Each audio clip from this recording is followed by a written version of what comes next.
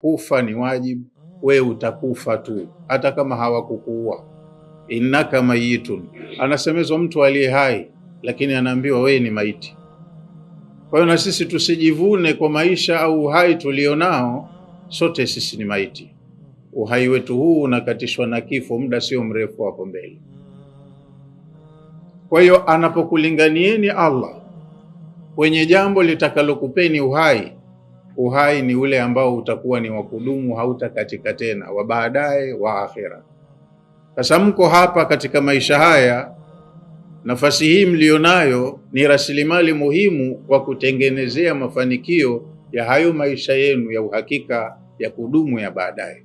Sasa mnaposemezwa, mnapolinganiwa, mkaitwa kwenye jambo linalokuwa ni sababu ya kukupelekeni kwenye maisha ya uhakika, kwenye uhai wa uhakika wa milele, msiwe wagumu, itikieni